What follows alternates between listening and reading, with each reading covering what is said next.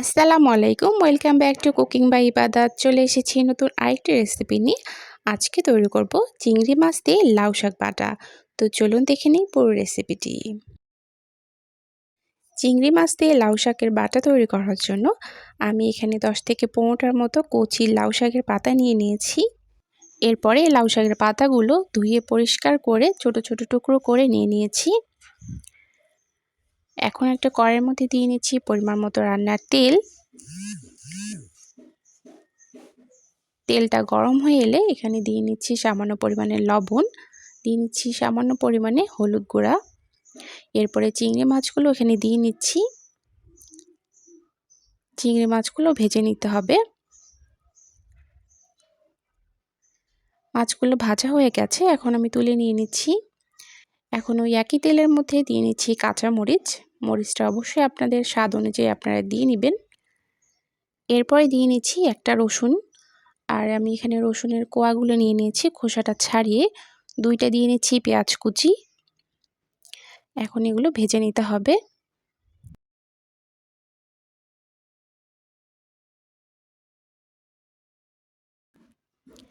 2 মিনিটের মতো ভেজে নেওয়ার পরে এখন এখানে লাউ শাকের পাতাগুলো দিয়ে নিচ্ছি। সবগুলো লাউ শাকের পাতা দেওয়া হয়ে গেছে, এখন নেড়ে দিতে হবে। নেড়ে দেওয়ার পরে ঢাকনা দিয়ে ঢেকে রেখে দিব 2 মিনিটের জন্য। এতে করে লাউ শাকের পাতাগুলো একটু সফট হয়ে আসবে। 2 মিনিট পরে ঢাকনা খুলে আবার নেড়ে দিতে হবে।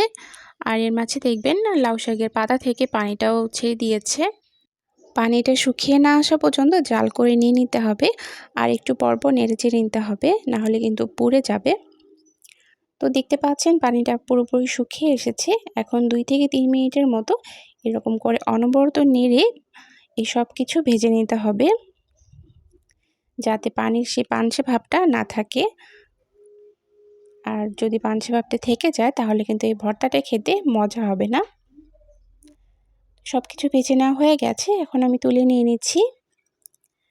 এখন একটা প্লেটের মধ্যে নিয়ে নিয়েছি, আর এখন আমি পাটার মধ্যে বেটে নেব।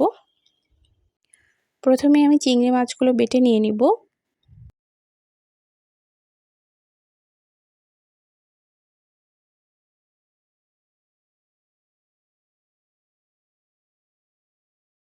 চিংড়ি মাছগুলো বেটে নেওয়া হয়ে গেছে, এখন বাকি সব উপকরণ এখানে দিয়ে নিচ্ছি।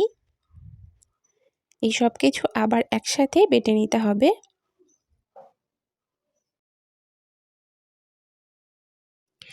পাটায় বাটা ভর্তার কিন্তু মজাটাই আলাদা, তাই আপনারাও চেষ্টা করবেন পাটায় বেটে এই ভর্তাটা তৈরি করার জন্য। দেখবেন কতটা মজা হয়েছে। সব কিছু বেটে নেওয়া প্রায় হয়ে গেছে, আমি আরও 1 মিনিটের মতো বেটে নিব।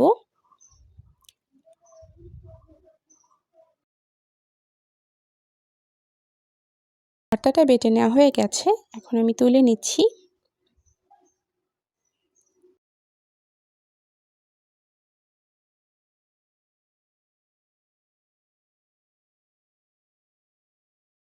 এখন এখানে স্বাদ মতো লবণ দিয়ে মাখিয়ে নিতে হবে।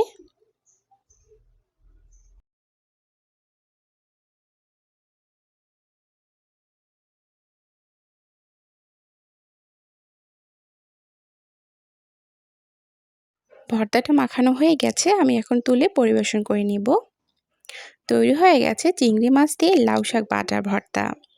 এই ভর্তাটা খেতে কতটা মজার আপনারা যদি বাসায় না ট্রাই করেন তাহলে কিন্তু বুঝবেন না। আর অবশ্যই গরম গরম ভাতের সাথে পরিবেশন করবেন। এই ভর্তাটা খেতে কতটা মজার আপনারা নিজেরাই বুঝতে পারবেন। আজকের আমার এই লাউ শাক চিংড়ির ভর্তাটা আপনাদের কাছে কেমন লেগেছে অবশ্যই আমাকে কমেন্ট করে জানাবেন। যদি আপনাদের কাছে ভালো লেগে থাকে তাহলে ভিডিওটাতে লাইক দিবেন, ভিডিওটা একটু শেয়ার করে দিবেন, আর সেই সাথে আমার চ্যানেলটি সাবস্ক্রাইব করে রাখবেন এরকম আরও মজার মজার রেসিপি পাওয়ার জন্য। পাশে থাকা বেল আইকনটি বাজিয়ে রাখবেন ভিডিও নোটিফিকেশান সবার আগে পাওয়ার জন্য। আজকের মতো এখানেই বিদায় নিচ্ছি। ভালো থাকবেন, সুস্থ থাকবেন। খোদা হাফেজ।